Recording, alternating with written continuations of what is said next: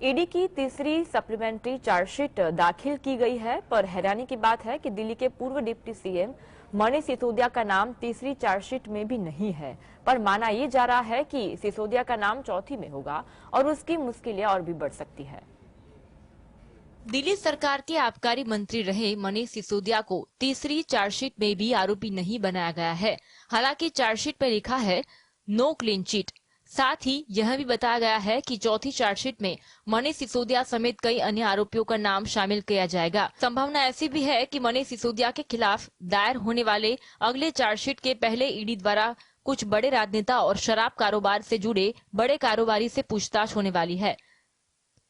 तफ्तीश जारी है, इसलिए फिलहाल उनके नाम का खुलासा नहीं किया जा रहा है।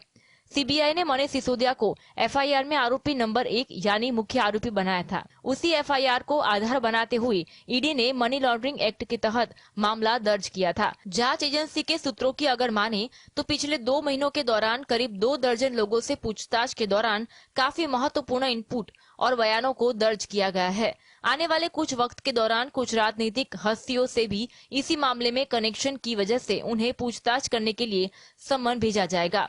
Bureau report. कोरोना काल में जमानत पर जेल से आए कैदियों को सरेंडर करना है। सुप्रीम कोर्ट ने 24 मार्च को करीब 4000 ऐसे कैदियों को 15 दिन के अंदर जेल में सरेंडर करने के लिए कहा था, जिन्हें कोरोना काल में जमानत मिली थी। लेकिन अभी भी बहुत से कैदी वापस नहीं लौटे हैं। तिहाड़ जेल के जिन कैदियों को कोरोना काल में जमानत दी गई थी, उनमें से ज्यादातर ने अब तक सरेंडर नहीं किया है।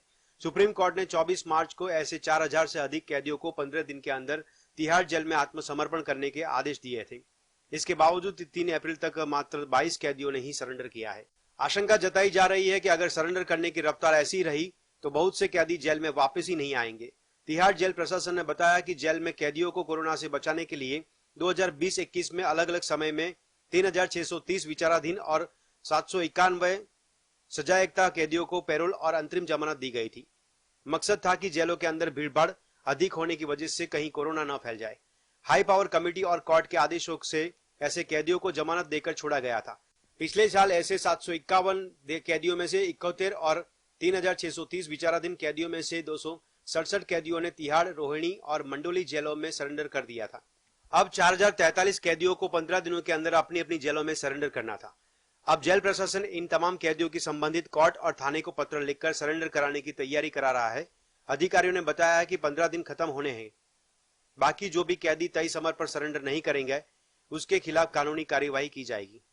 ने रेपो रेट में फिलहाल कोई बढ़ोतरी नहीं करने का फैसला किया है। आरबीआई के इस फैसले का असर से होम लोन, कार लोन वाले ग्राहकों के चेहरे पर खुशी आ गई। लेकिन ये खुशी कितनी लंबी चलेगी, ये भी जानना जरूरी है। इसके लिए आपको देखना पड़ेगा हमारा ये न्यूज रिपोर्ट।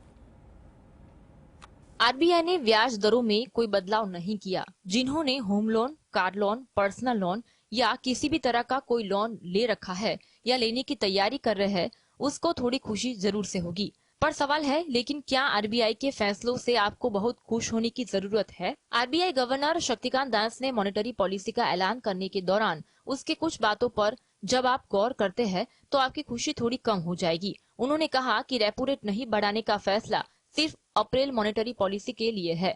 आने वाले दिनों में स्थिति को देखते हुए हम फैसला लेंगे। उन्होंने बातों बातों में संकेत दे दिया है, ये खुशी बहुत दिनों की नहीं है। आरबीआई ने रेपो रेट में बदलाव नहीं करने का फैसला आपको लंबे वक्त तक आपको राहत नहीं देगा। यानी होम लोन, कार लोन लेने वाले ग्राहक को ये नहीं मान लेना चाहिए कि आरबीआई ने नीतिगत दर पर स्थायी ब्रेक लगा दी है। अगली मॉनेटरी पॉलिसी जून से पहले हफ्ते में होने वाली है। यानी 2 महीने बाद आरबीआई एक बार फिर से समीक्षा करने के बाद ब्याज दर को लेकर फैसला कर सकता है। महंगाई की स्थिति, इकोनॉमी, डिमांड जैसे बातों पर गौर करने के बाद ब्याज दर पर फैसला ले सकता है। Bureau report, GSTV. आरबीआई द्वारा रेपो रेट को अपरिवर्तित रखने से भारतीय शेयर बाजार में रौनक नजर आई। सेंसेक्स और निफ्टी पिछले 5 सेशन के ग्रीन जोन में रहे। आइए जानते हैं भारतीय शेयर मार्केट में तेजी के कारणों। भारतीय शेयर बाजारों में पिछले कुछ दिनों से लगातार तेजी का माहौल बना हुआ है। इसी बीच एक आश्चर्यजनक कदम उठाते हुए भारतीय रिजर्व बैंक ने दरों को अपरिवर्तित रखा। आरबीआई द्वारा रेपो रेट को यथावत रखने से भारतीय शेयर बाजार में और रौनक नजर आई, जिसके बाद बैंकिंग और वित्तीय शेयरों में बढ़त के कारण सेंसेक्स और निफ्टी में कारोबार ग्रीन जोन में रहा। आरबीआई ने दरों को अपरिवर्तित रखने के साथ महंगाई अनुमानों को भी घटाया है। आरबीआई ने अनुमान लगाया है कि उपभोक्ता मूल्य सूचकांक में औसतन 5.2% रहेगा, जो कि 5.3% से पहले के अनुमान से मामूली कम है। आरबीआई ने अर्थव्यवस्था के लचीलेपन पर भी प्रकाश डाला। केंद्रीय बैंक ने अनुमान लगाया कि FY24 के लिए जीडीपी 6.5% की दर से बढ़ेगा, जो कि 6.4% के पहले के अनुमान से थोड़ा अधिक है। विश्लेषकों का मानना है कि बाजार में दिख रही हालिया खरीदारी का कारण वैल्यूएशन की नरमी है। एक्सपर्ट के अनुसार हाल के बाजार करेक्शन के उचित रूप से वैल्यूएशन पर्याप्त रूप से घटा है। इसके अलावा निफ्टी 100 में से 56 शेयर अब अपने 10 साल के ऐतिहासिक औसत से नीचे कारोबार कर रहे हैं। इसके अतिरिक्त कुछ फाइनेंस, चुनिंदा ऑटो कंपनियां और फार्मास्यूटिकल स्टॉक्स के अपने इतिहास औसत से डिस्काउंट पर कारोबार कर रहे हैं। दूसरे कई स्टॉक्स भी डिस्काउंट पर कारोबार कर रहे हैं। यही कारण की वजह से बाजार आकर्षक लग रहा है। Bureau report, GSTV। UPI apps तो इन दिनों सब लोग इस्तेमाल करने लगे हैं, जैसे कि फोन पे, गूगल पे, पेटीएम इत्यादि। इन्हीं एप्स के जरिए रोजमर्रा के भुगतान तक होने लगे हैं। 2022 में यूपीआई ट्रांजैक्शन की संख्या काफी ज्यादा बढ़ गई। दरअसल कोरोना के बाद से ही डिजिटल भुगतान करने की आदत लोगों ने अपनाई है।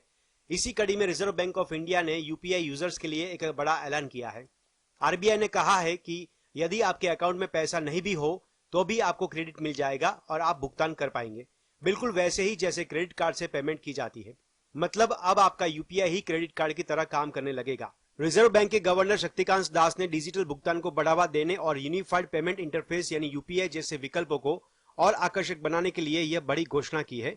एमपीसी की बैठक के बाद गवर्नर ने कहा कि अब यूपीआई पर भी यूजर्स को क्रेडिट कार्ड जैसी सुविधा मिलेगी। बैंकों की ओर से यूजर्स को पूर्व स्वीकृति राशि दी जाएगी, जिसका इस्तेमाल खाते में पैसे न होने पर भी किया जा सकेगा।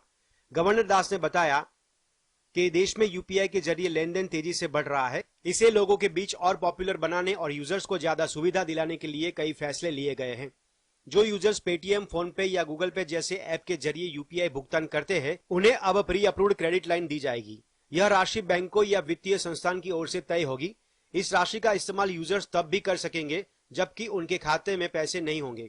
एक तरह से यूपीआई पर भी ओवरड्राफ्ट जैसी सुविधा दी जाएगी, जहां कोई ग्राहक जरूरत पर इस राशि का इस्तेमाल करेगा और फिर ब्याज सहित इस रकम को वापस लौटा देगा। इसका मतलब साफ है कि इस सुविधा के अवेज में बैंक आपसे कुछ ब्याज वसूलेंगे। बैंक हर ग्राहक की जोखिम क्षमता का आंकलन करके ही प्री अप्रूव्ड क्रेडिट लाइन तैयार करेंगे।